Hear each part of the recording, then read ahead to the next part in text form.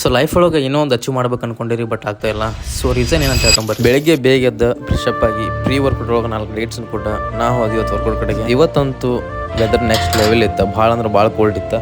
Gym open ಮಾಡ್ಕೊಂಡು ಸರಿಯಾಗಿ first warm up ಮುಗಿಸ್ಕೊಂಡು ಶೋಲ್ಡರ್ದು 3 ಪಾರ್ಟ್ಗಳನ್ನ ಎರಡೆರಡು ವೇರಿಯೇಷನ್ ಜೊತೆಗೆ ಫುಲ್ ಶೋಲ್ಡರ್ ವರ್ಕೌಟ್ನ ಕಂಪ್ಲೀಟ್ ಮಾಡ್ಕೊಂಡ್ವಿ.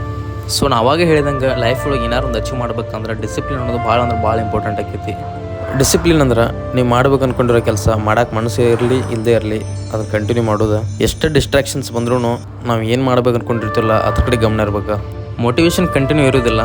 ಡಿಸಿಪ್ಲಿನ್ ಯಾರು ಇರ್ತಾರಪ್ಪ ಅಂದ್ರೆ ಡ್ರೀಮ್ಸ್ ಕಾಣೋರಲ್ಲ, ಡ್ರೀಮ್ಸ್ ಹೆಂಗೆ ಅಚೀವ್ ಮಾಡ್ಬೇಕು ಅನ್ನೋರು. ಮೋಟಿವೇಶನ್ ಒಂದ್ಸಲ ಸಿಗ್ತೈತಿ, ಆದ್ರೆ ಡಿಸಿಪ್ಲಿನ್ ಒಂದು ಹ್ಯಾಬಿಟ್ ಮಾಡ್ಬೇಕಾಕೈತಿ.